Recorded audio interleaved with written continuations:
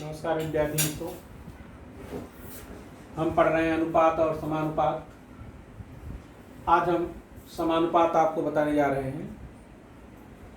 समानुपात के कुछ पॉइंट्स आप पढ़िए। करा यदि ए बटे बी बराबर बी बटे सी बराबर सी बटे डी बराबर डी बटे ई हो तो हमें कहते हैं कि A B C D E जो है यह सतत समानुपात है। सतत मतलब लगातार। पहला पद बटे दूसरा पद बराबर दूसरा बटे तीसरा बराबर तीसरा बटे चौथा बराबर चौथा बटे पांचवा। आगे और भी लिख सकते हैं, पांचवा बटे छठा। आपको जो पढ़ना है उसमें सबसे अति महत्वपूर्ण यही है, यदि ए बी सी सतत समानुपात में हो तो ए बटे बी पहला पद बटे दूसरा पद बराबर बी बटे सी दूसरा पद बटे तीसरा पद। अगर हम इसका तिर्यक गुणा करें तो b का घात 2 बराबर a गुणे सी, या b बराबर करनी में a गुणे सी। इसका उपयोग नहीं के बराबर होता है, इसका उपयोग होता है b स्क्वायर इक्वल टू ए सी। इसे अगली पॉइंट में मैं आपको बताऊंगा कि ये सीमांत पद होते हैं और ये मध्य पद होता है। तीसरा पॉइंट यह है कि अगर ए बी सी सतत समानुपात में हो तो मध्य पद कौन हुआ, b को a तथा c अर्थात प्रथम पद तथा तृतीय पद का ज्यामितीय माध्य कहते हैं। मतलब यह मध्य पद का जो है वर्ग बराबर पहला पद गुणे तीसरा पद, अर्थात b बराबर होता है करनी में ac। तो हम कहते हैं कि यह मध्य वाला पद, इसे मध्य समानुपाती पद कहते हैं, इसको ज्यामितीय माध्य भी कहते हैं। चौथा पॉइंट है, यदि ए बी सी सतत समानुपात में हो तो सीमांत पदों का गुणनफल मध्य पद के वर्ग के बराबर होता है। यही इसी को मैं बार बार कह रहा हूं, यही चीज दूसरे पॉइंट को ही मैं कह रहा हूं, बी स्क्वायर बराबर ए सी। अगला पॉइंट है, यदि ए बटे बी बराबर बी बटे सी बराबर सी बटे डी बराबर डी बटे ई पहला पद बटे दूसरा पद दूसरा बटे तीसरा तीसरा बटे चौथा चौथा बटे पांचवा हो तो हम कहते हैं कि ए बी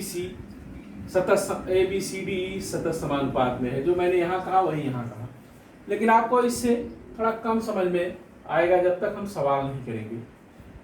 तो सबसे पहले मैं इसी को जो है मैं आपको तैयार करने के लिए बोलूंगा। ये दूसरा, यदि ए बी सी सतत समानुपात में हो तो ए बटे बी बराबर बी बटे सी, इसी को तैयार करेंगे। और इसी पर मैं आपको के मेथड भी बताता हूं, समानुपात की के विधि क्या है उसको बता रहा हूं। आइए देखते हैं के मेथड क्या है, के विधि क्या है। यदि ए बी सी सतत समानुपात में हो तो मैंने आपको उसमें बताया था कि ए बटे बी बराबर होता है बी बटे सी। के मेथड में क्या करते हैं कि यहां लिखते हैं, मान लिया ए बटे बी बराबर बी बटे सी और ए बराबर है के मेथड में इस पहले पद का मान अंतिम पद के रूप में अर्थात सी के रूप में और दूसरे पद का मान भी सी के रूप में ही निकालते हैं। जहां ए रहेगा वहां हम ए नहीं लिखेंगे, सी वाला पद लिखेंगे। जहां बी रहेगा वहां बी नहीं लिखेंगे, सी वाला पद लिखेंगे। तो कैसे लिखते हैं देखिए, इसको हम मान लेते हैं के और इधर से चलते हैं उल्टा। पहले हम इस दो को लेते हैं, बी बटे सी बराबर के। देखिए यहाँ बी बटे सी बराबर के, तिरछा गुणा किया तो बी बराबर हो गया सी के। अब जहां पर बी रहेगा वहां पर हमें सी के लिखना पड़ेगा। दूसरा, फिर हमने के को लिया और इधर आ गए ए बटे बी बराबर के। इसका तिर्यक गुणा किया तो ए बराबर हो गया बी के। अब बी के स्थान पर यहां हमने सी के निकाला है, इस सी के को यहां रख दिया, सी के और गुणे के, तो ए बराबर हो गया सी के का घात 2। तो जहां ए रहेगा वहां सी के का घात 2 लिखा जाएगा, जहां बी रहेगा वहां सी के लिखा जाएगा। मान लीजिए अगर 4 पद हो तो उसको कैसे करते हैं उसको भी मैं आपको बता दे रहा हूं, उसके बाद सवाल करता हूं। आइए देखते हैं कि अगर 4 पद हो, ए बी सी डी सतत समानुपात में हो तो इसके लिए भी कंडीशन वही होगी, पहला पद ए बटे बी दूसरा पद बराबर बी बटे सी बराबर सी बटे डी। अब के मेथड जब लगाना है तो इसी को मान लेंगे, माना ए बटे बी बराबर बी बटे सी बराबर सी बटे डी बराबर के। अब इधर से फिर शुरू करेंगे, पहले हम लेंगे सी बटे डी बराबर के, क्योंकि मुझे ए बी और सी का मान अब डी के रूप में करना है, अंतिम पद के रूप में ही करते हैं, अंतिम पद यहाँ डी है। तो इसका तिर्यक गुणा किया, सी बराबर हो गया डी के, सी की जगह पर अब हमें डी के लिखना है। इसी प्रकार बी बटे सी बराबर के किया, तो बी बराबर हो गया सी के, लेकिन सी का मान यहाँ हमने निकाला है डी के, तो डी के और गुणे के, तो बी बराबर हो गया डी के की घात 2। जहां बी रहेगा वहां डी के की घात 2 लिखना पड़ेगा के विधि में।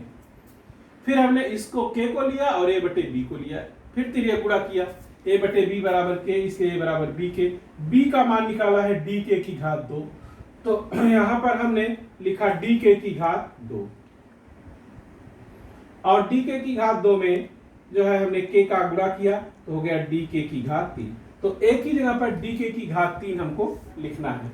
तो अब आपको एक सवाल बताते हैं, देखिए आइए एक सवाल देखिए, संख्या 12, 16 और 21 प्रत्येक में कौन सी संख्या जोड़ें कि प्राप्त संख्या सतत समानुपात में हो। हम मान लेते हैं कि माना 12, 16 और 21 में x जोड़ देते हैं तो प्राप्त संख्या सतत समानुपात में होगी।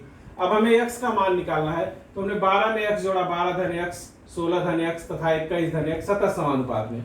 सतत समानुपात की कंडीशन होती है पहला पद बटे दूसरा पद बराबर दूसरा पद बटे तीसरा पद। अब इसका हमने क्या किया, इसका तिर्यक गुणा कर दिया, तिर्यक गुणा कर दिया, तिर्यक गुणा। जब तिर्यक गुणा किया तो इसका गुणा इसमें और इसका गुणा इसमें, 16 धन x का गुणा 16 धन x में किया और 12 धन x का गुणा 21 धन x में किया, बराबर बीच में लिखा।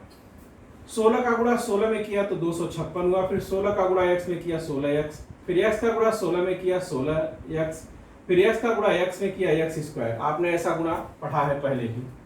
वैसे 21 का गुणा 12 में किया तो 252 हुआ, 21 का गुणा x में किया तो 21x हुआ, और फिर x का गुणा अगर 12 में किया तो 12x, फिर x का गुणा x में किया x स्क्वायर। इसके बाद इसमें पक्षांतर किया, पक्षांतर किया तो 200, इसको जोड़ लिया पहले, 16 16 32 x स्क्वायर, और इसको भी नहीं लिखेंगे तो भी पक्षांतर कर सकते हैं, और यहाँ 12 और 21 33x हो गया। फिर पक्षांतर जब हमने किया तो 32x प्लस x स्क्वायर, और ये 33 इधर आया तो minus 33x minus x square.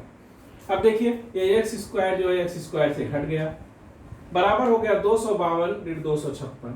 तो 32 में से 33 को घटाना है, 33 का चिन्ह है ऋणात्मक, तो 33 में से 32 निकला ऋण 1x, बराबर 256 में से 252 निकला तो ऋण 4 हो गया।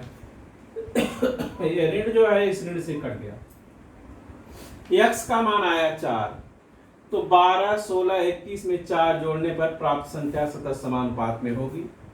आज आपको इतना ही बता रहे हैं क्योंकि इसके पहले का जो वीडियो था उसमें मैंने उत्तर लिखते समय जो है वह वीडियो बड़ा हो गया और नहीं हो पा रहा था तो कट हुआ, इसलिए आज इतना ही पढ़िए और आगे दूसरे में बताएंगे।